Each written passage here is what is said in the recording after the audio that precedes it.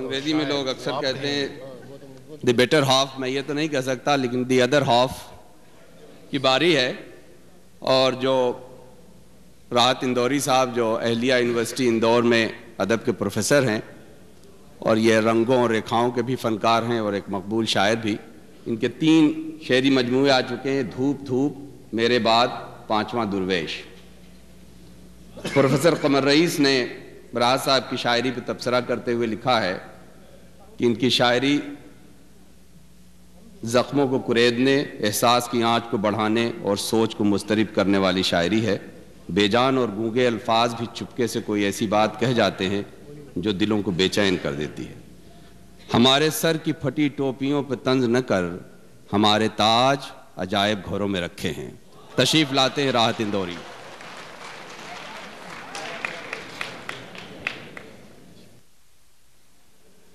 عرض کرتا ہوں کہ مشکل سے ہاتھوں میں خزانہ پڑتا ہے. ذرا سا تھوڑی دیر میں آپ کا تعارف ہمارا آپ کا ہو جائے، میں تھوڑا آپ کا مزاج پرکھ لوں، سمجھ لوں، تو پھر سنانا شروع کروں گا. ابھی تو میں آپ لوگوں کو دیکھنا چاہتا ہوں کہ آپ کتنے گہرے میں. مشکل سے ہاتھوں میں خزانہ پڑتا ہے، پہلے کچھ دن آنا جانا پڑتا ہے.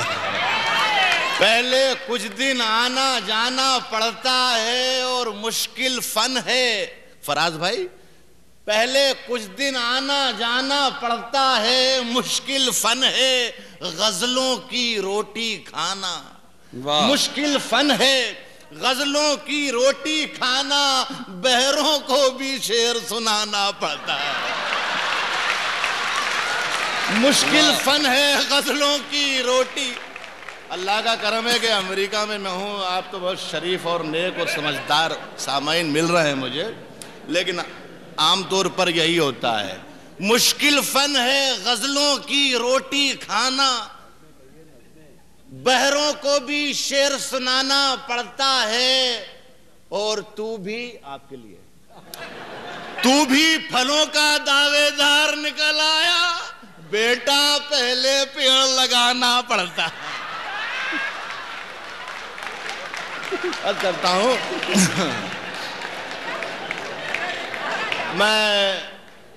میرا تعارف آپ نے بھائی نے کیا، عبداللہ صاحب نے، کہ میرا تعلق ہندوستان سے ہے. اگر میں ویسے شعر امریکہ میں نہیں سنا رہا ہوں کہ جیسے ہندوستان میں سناتا ہوں، یا جس شاعری کی وجہ سے میں مشہور ہوں یا بدنام ہوں، لیکن اگر کوئی ایسی بات میرے دل سے، میرے زبان سے نکل جاتی ہے تو رکھیو غالب مجھے اس تلخ نوائی میں معاف کہ میری کیفیت کچھ اور ہے.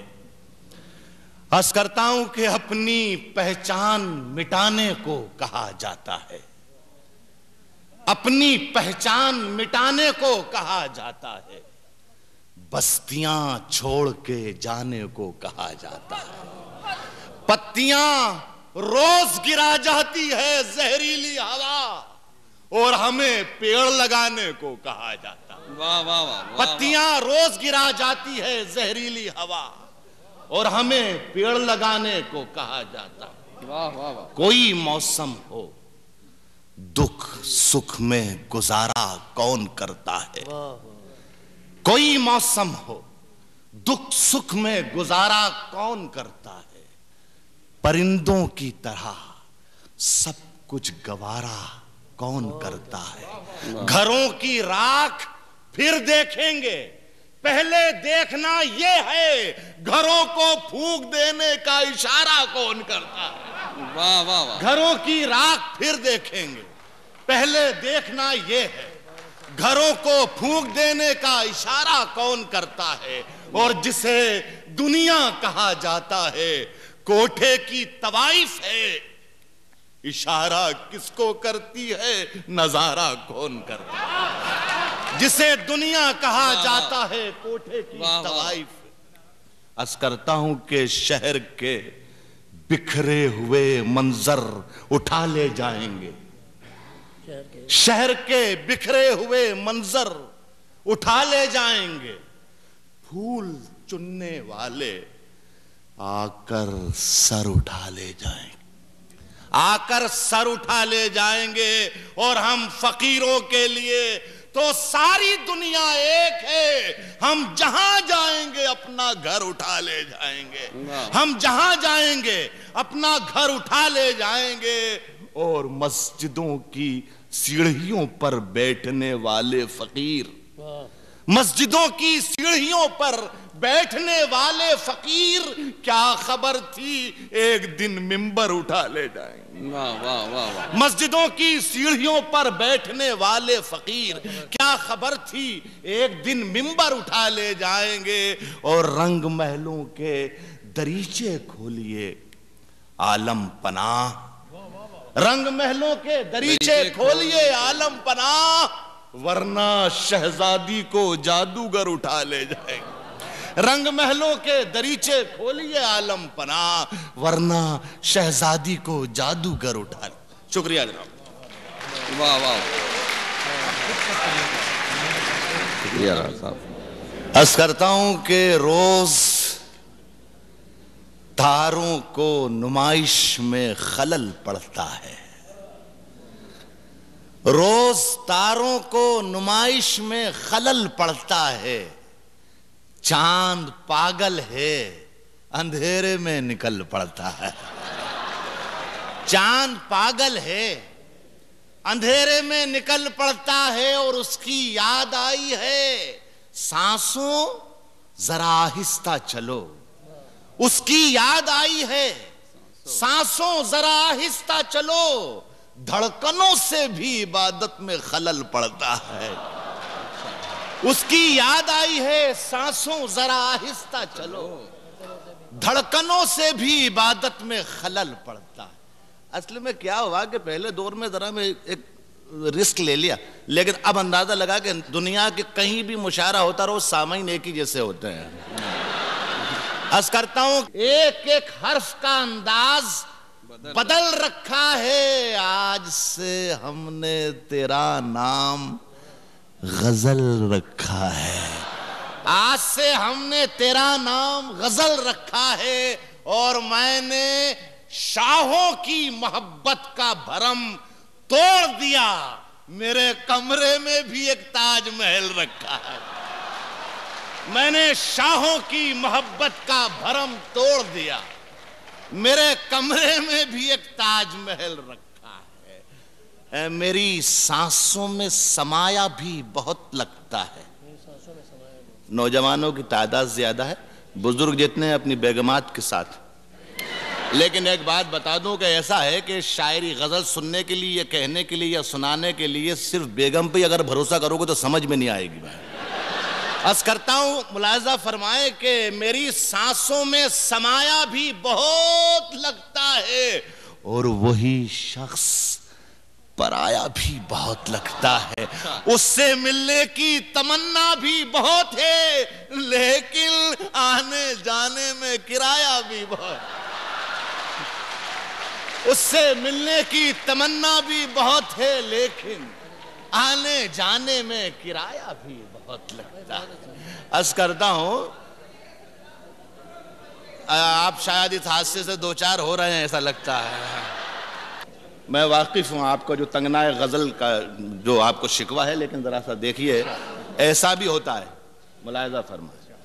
عرض کرتا ہوں کہ غزل دھیرے دھیرے آپ تک پہنچتا ہوں، ملاحظہ فرمائیں کہ رشتوں کی دھوپ چھاؤں سے آزاد ہو گئے، رشتوں کی دھوپ چھاؤں سے آزاد ہو گئے، اب تو ہمیں بھی سارے سبق یاد ہو گئے، آبادیوں میں ہوتے ہیں برباد کتنے لوگ، ہم دیکھنے گئے تھے تو برباد ہو گئے، آبادیوں میں ہوتے ہیں برباد کتنے لوگ، ہم دیکھنے گئے تھے تو برباد ہو گئے، اور میں پربتوں سے لڑتا رہا، اور چند لوگ گیلی زمین کھود کے فرہاد ہو گئے، میں پربتوں سے لڑتا رہا اور چند لوگ گیلی زمین کھود کے فرہاد ہو گئے۔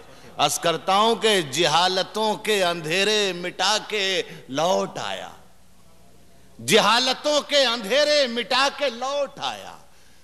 میں آج ساری کتابیں جلا کے لوٹ آیا. وہ اب بھی ریل میں بیٹھی سسک رہی ہوگی. وہ اب بھی ریل میں بیٹھی سسک رہی ہوگی. میں اپنا ہاتھ ہوا میں ہلا کے لوٹ آیا. وہ اب بھی ریل میں بیٹھی سسک رہی ہوگی. میں اپنا ہاتھ ہوا میں ہلا کے لوٹ آیا اور خبر ملی ہے کہ سونا نکل رہا ہے وہاں. خبر ملی ہے کہ سونا نکل رہا ہے وہاں. میں جس زمین پہ ٹھوکر لگا کے لوٹ آیا، میں جس زمین پہ ٹھوکر لگا کے لوٹ آیا، وہ چاہتا تھا کہ کاسا خرید لے میرا. وہ چاہتا تھا کہ کاسا خرید لے میرا. میں اس کے تاج کی قیمت لگا کے لوٹ آیا. وہ چاہتا تھا کہ کاسا خرید لے میرا. میں اس کے تاج کی قیمت لگا کے لوٹ آیا.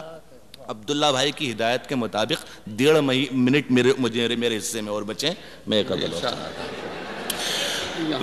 میں اس کے تاج کی قیمت لگا کے لوٹ آیا. عرض کرتا ہوں کہ جو منصبوں کے پجاری پہن کے آتے ہیں، جو منصبوں کے پجاری پہن کے آتے ہیں، کلاه توق سے بھاری پہن کے آتے ہیں. کلاه توق سے بھاری پہن کے آتے ہیں. اور امیر شہر تیری طرح قیمتی پوشاک، امیر شہر تیری طرح قیمتی پوشاک میری گلی میں بھکاری پہن کے آتے ہیں. امیر شہر تیری طرح قیمتی پوشاک میری گلی میں بھکاری پہن کے آتے ہیں. اور یہی عقیق تھے شاہوں کے تاج کی زینت. یہی عقیق تھے شاہوں کے تاج کی زینت جو انگلیوں میں مداری پہن کے آتے ہیں. یہی عقیق تھے شاہوں کے تاج کی زینت جو انگلیوں میں مداری پہن کے آتے ہیں. یہاں سے 2-3 شعر کہ ہمارے جسم کے داغوں پہ تبصرہ کرنے، ہمارے جسم کے داغوں پہ تبصرہ کرنے قمیضیں لوگ ہماری پہن کے آتے ہیں. ہمارے جسم کے داغوں پہ تبصرہ کرنے قمیضیں لوگ ہماری پہن کے آتے ہیں. اور عبادتوں کی حفاظت بھی ان کے ذمے ہے جو مسجدوں میں سفاری پہن کے آتے ہیں. عبادتوں کی حفاظت بھی ان کے ذمے ہے جو مسجدوں میں سفاری پہن کے آتے ہیں. اور یہ مسندوں کی سیاست سیاہ چشمہ ہے. میں نے کہا ہے شعر تو میں سناتا ہوں. یہ مسندوں کی سیاست سیاہ چشمہ ہے جسے امام بخاری پہن کے آتے ہیں. بہت بہت شکریہ آپ کا.